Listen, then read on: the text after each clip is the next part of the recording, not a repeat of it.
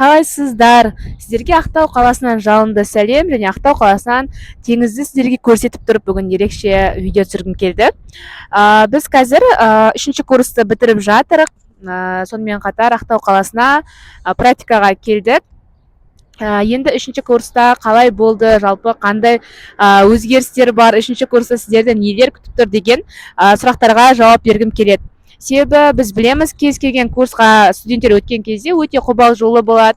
Жалпы қалай болатындығын, алдағы әлі болмаған сабақтарға, экзамендерге, рубежкаларға олар уайымдайды деген сияқты. И оларды қандай сабақтар маңызды түрде күтеді, және қандай сабақтарға қалай дайындалу керек деген сұрақтарды да сіздерге айтып бөліскім келеді. Жалпы біз білетіндей 3-ші курсқа ауысқан кезде бізде ОСК деген болды. Яғни ол внутренняя болезнь, то есть ішкі аурулар сабағы ғой. Енді сол сабақта ОСК деген болады. Әр тақырыпта сіздер ОСК тапсырасыздар. Ол қалай болады да, жалпы бізде 5 станция болады. Ол станциялар бізде распрос, там осмотр, общий осмотр, потом пальпация, перкуссия и аускультация. Жалпы студенттер көбісі қиналады осы кезде, себебі әртүрлі апайларға түседі деген сияқты. Бірақ мен 3-ші курсты бітірген адам ретінде айтарым, ешқандай қорқатын дүние жоқ. Ол жерде ең бастысы, мен қазір мына жерге кітаптардың тізімін тастап кетем. Сол кітаптар бойынша дайындаласыздар, и сол кітаптарды оқып шыққан кезде сізде белгілі бір білім болады, и сол білім арқылы сіз мықты тапсырып шыға аласыз. Сондықтан да 3-ші курсқа келген кезде бір қатты уайымдайтындай, қатты қорқатындай дүниелер жоқ. Енді осы именно бүгін ОСК туралы айтқым келіп тұр. Себебі неге ОСК?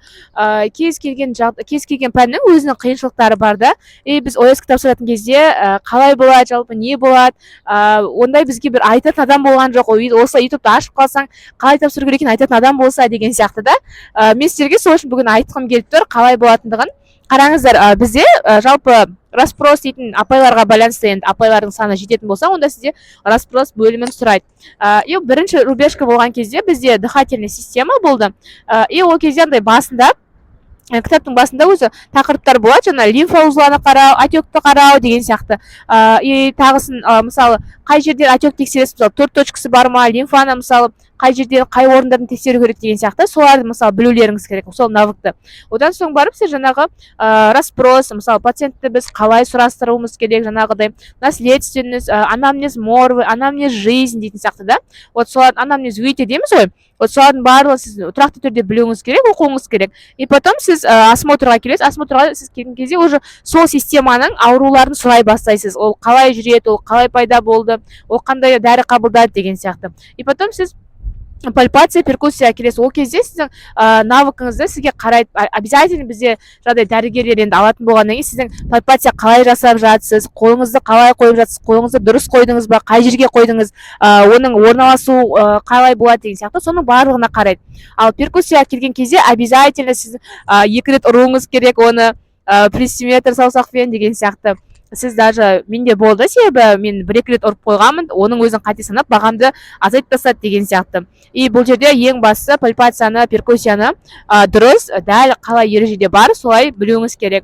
И одан соң, мысалы, дыхательная система болады баста. Сіз егер оны нақты түгел оқитын болсаңыз, сіз рубежкаңыздан обязательно 90+ ала аласыздар.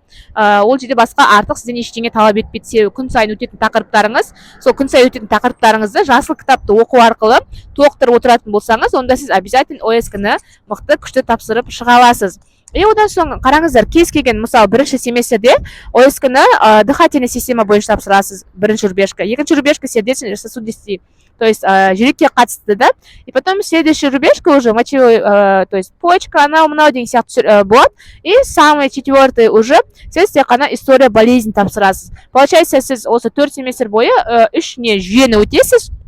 И сол жүйелер бойынша ғана ең соңында, семестрдің соңында общий бір сессия тапсырасыз. Сондықтан да мен ОСК-ны айтар едім, ешқандай да оның қиындығы жоқ. Самый главный студенттің оқуына, білім алуына, жалпы қызығушылығына байланысты. Айтады ғой, оқысаң еш нәрсе қиын емес. Сонымен қатар сіздерге фармакология сабағын айтқым келеді 3-ші курста.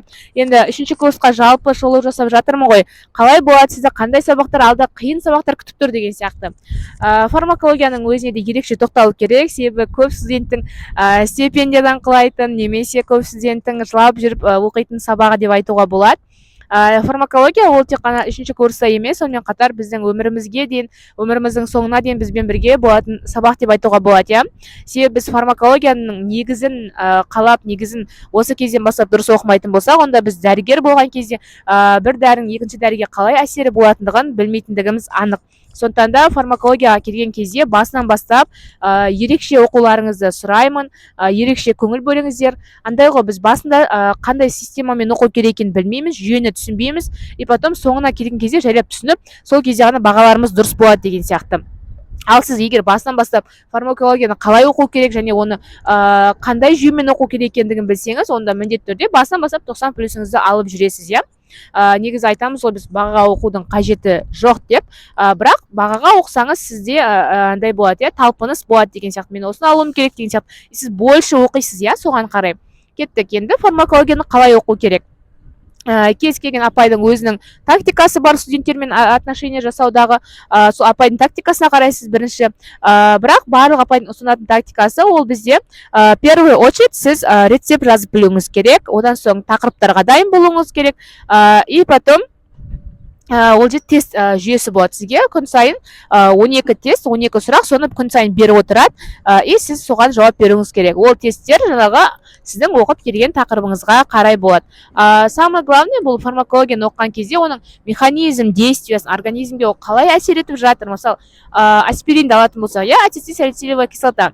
Ол адам организміне түскен кезде ол қалай әсер етеді, оның механизмі қалай болады. Вот, егер сіз осы механизмін біліп, оны тақтаға сызып, жүйелеп, көрсетіп беретін болсаңыз, и потом жаңағы тестіңізбен жаңағы рецепттеріңіз дұрыс болатын болса, онда сіз өте жоғары бағаны алып шыға аласыз. Ал жылдың соңында ол устно немесе тест болуы тоже белгісіз. Біз тест түрінде тапсырдық. Сондықтан да енді 3-ші курста бір айтатындай бір ерекше сабақтардан сол бізде жаңағы внутренняя болезнь, и потом осы фарм деп айтуға болады. Ал басқа сабақтарға келетін болсақ, басқа сабақтарда сіздер қиналмайсыздар, оңай ғана өтіп кетесіздер. Ең бастысы өздеріңіздің оқуларыңызға байланысты оқысаңыз, әрине бәрі оңай. Бүгінге айтарым осы. Каналға тіркеліп, лайк басып, достарыңызға жіберіп қойыңыздар. 3-ші курсқа қалай дайындалу керек екенін олар да біле жүрсін.